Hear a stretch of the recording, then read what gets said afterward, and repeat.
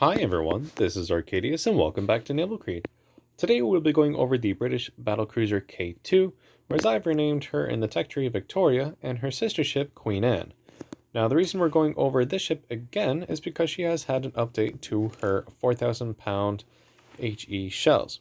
So we're just going to go back to the original ones for right now. These are my preference honestly, specifically because of the HE initial velocity. So if you take a look at these guns, we have 757 meters per second for HE and 762 meters per second for AP. So they're relatively almost identical.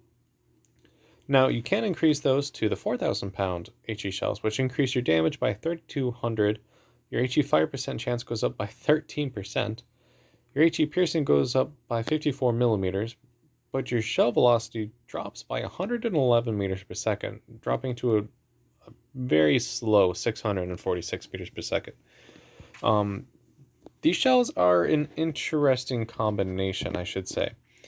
If they hit, they're going to hit like a truck and they're going to do a ton of HE damage and fire damage. But the hard part is actually getting them to land. And especially at range, I have an issue with that because they just seem to crawl across the sky and just have a terrible time, well, hitting anything besides that. I do have your focus for accuracy right now, mainly because I like to keep the ship at range because her armor is not necessarily the best. 12 inches belt armor, maximum of 15, probably on the turret faces there.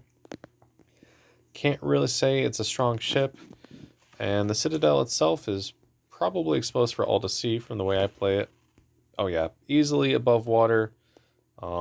Just terrible armor. You can actually see it's an interesting shape. But it's a very easy shell catch, especially at this kind of angle. If you shoot right here under the turrets, that's a guaranteed citadel. Same thing for the stern, same thing for the broadside. The ship is just a floating citadel, and it's not a small ship either. It's a very easy target to hit.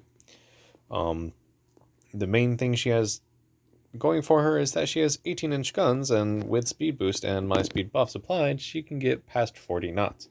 So she's like a high-speed Yamato, kind of, except with even worse armor.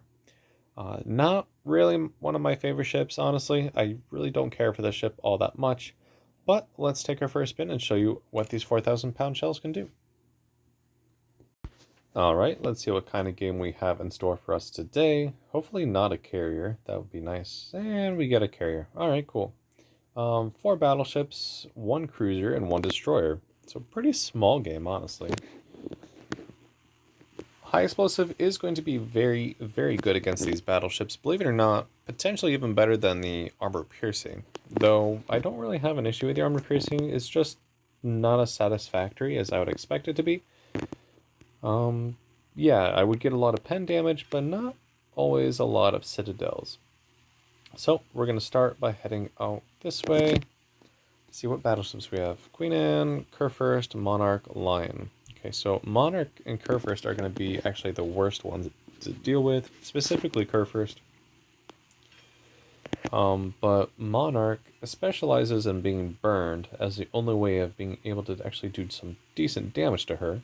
So high explosive is going to be very, very nice against her. Same with Queen Anne, though we can always just armor piercing and citadel her pretty easily. Alright, so I'm already going 38.7 knots. Let's put our speed boost on and crank out the RPMs.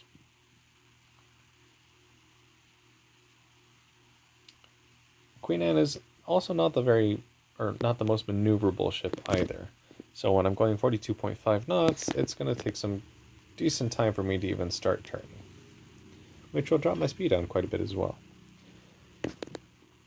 Alright, so just gotta wait to see something. What's the cruiser again? Alaska, isn't it? Where is it? There you are. Yeah, Alaska is not going to survive very long against high explosive like this. And with a 63% chance of fire, that's exceedingly high as well. So for the most part, you'll always get a fire or two, as well as doing, I think the max I did in the one game I played with her with this new shell was 25,000 damage and like 2 fires on Yamato. Let's immediately try and start lighting some fires on this Kurfürst. just so by the time we actually get to her, she's already a little bit damaged. Now, as you can see, these shells are exceedingly slow, and in fact, I still think they might miss. Or if I do hit, it'll only be right on the rear end. Nope, we missed completely. Cool. And we can't try again before she goes behind the island. Let's switch back to Queen Anne then. Ooh, there is a Fletcher in front of us. That would be nasty if I hit her with a 4,000 pound HE shell. As you can see, the shells just crawl across the sky, but still 3 pens for 12,000 damage and a fire.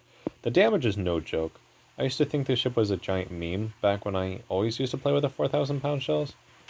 But I just have not been able to get a hold of the shell velocity anytime soon. And yep, that's a 1 dead destroyer. Just pretty much blew the face off of it. So we already have a fire on you. Let's try and get a fire on Monarch here as well. Just set as many as we can. So Monarch is pretty fast, so let's give her a nice chunk of lead. I do see Curfers coming around as well. Even with all that lead, we just barely hit her. Wow. So you can kind of see why I'm not really a fan of these shells. I just can't get the hang of these shells. Alright. Alaska is probably going to go down here relatively soon. Let's try Monarch again. There's the curve first. How are our shells doing? 3 pens and a fire. Alright, can we reload before curve first goes behind this island? Let's find out. We might get the rear. No, we're not going to get a shot. That's fine. However, I will start turning around now.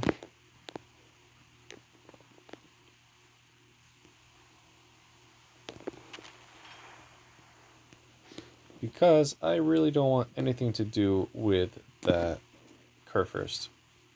Pretty slow to get a fire though. That's nice. Alright. Let's speed boost our way around. I'll keep sending high explosive downrange.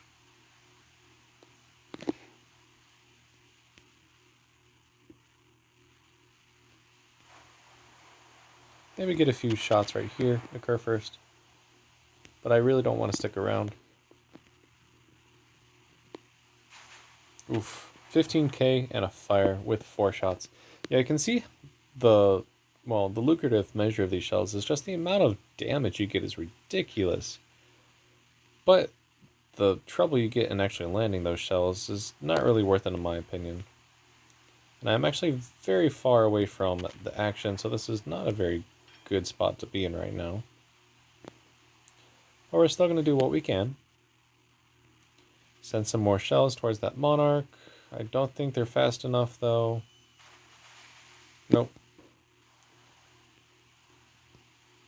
Curve first is coming back around. Get a few more shells off at her.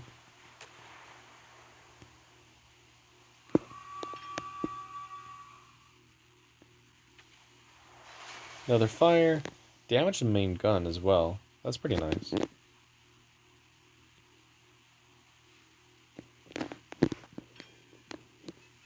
I don't know if I can actually... I should be able to lob this. Let's try. Nope. We immediately hit the island. Oh well. Alright, so let's get back into the fight over here now that we passed the island. We're going to keep working on this curve first here. Because right now the Monarch has her attention. So we're pretty safe for the time being. Let's give ourselves a lot of lead. Even with a lot of lead, we still are only hitting the rear of the ship. But another fire. No actual damage though. 3 shatters. Ooh, that's a good hit. Alright, let's try it one more time. Because I think curve first may go down relatively quickly here. There's also a carrier. I'm not too happy about that. But another fire, 10k. And let's actually start switching. We got her.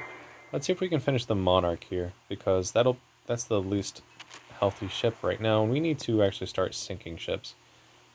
because we're probably going to be the next target.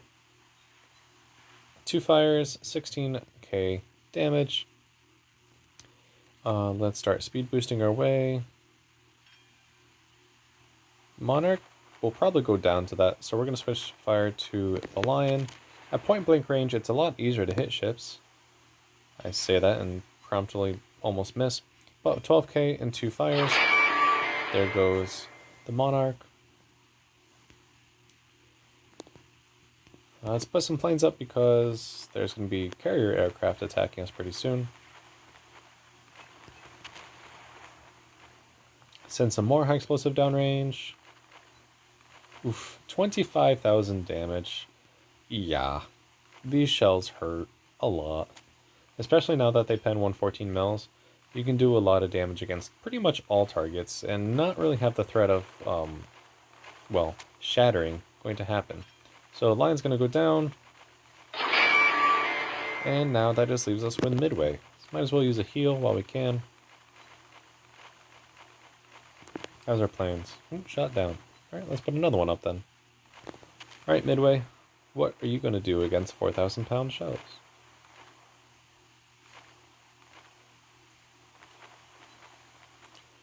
Almost 25,000 damage and a fire. So yeah, if you can actually nail these shells on target, you're going to get results. It's just a lot harder to do that than you would think. Or at least it is for me. Now I should get the stern of the ship. 13,000 damage out of 7 pens. No fire though. Now I could easily switch over to armor piercing and just delete the ship with citadels. That's not the issue. But I just like burning it as well. And I am actually trying to aim for the front of the ship, believe it or not. But there she goes. Goodbye. And that's what the new 4,000 pound HE shells are like. They hit like a truck, like I said, but they're kind of a little hard to hit, at least at ranges. 311,000 damage, 5 ships sunk, 81 shell hits, 7 aircraft shot down, 15 fires, and 2 modules destroyed.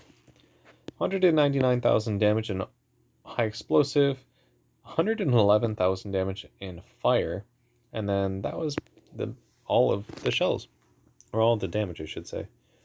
So yeah, a lot of good high explosive damage. Like I said though, I'm really not a fan of the ship. If you get in anywhere closer than like 8 kilometers, you're pretty much just asking for citadels left and right, and you're not really that maneuverable either. But at that range, it's hard to miss. So it's a advantage, disadvantage kind of situation. With that, I will wrap up today's video. If you liked the video, make sure you like and subscribe for further content, and I'm not quite sure what the next video is going to be on. We don't really have any big changes out right now. There's been some changes to like health pools and stuff like that, but nothing really worth another video. So we're probably going to have to wait until next week to figure out what we're going to do now. But again, thank you for watching and take care.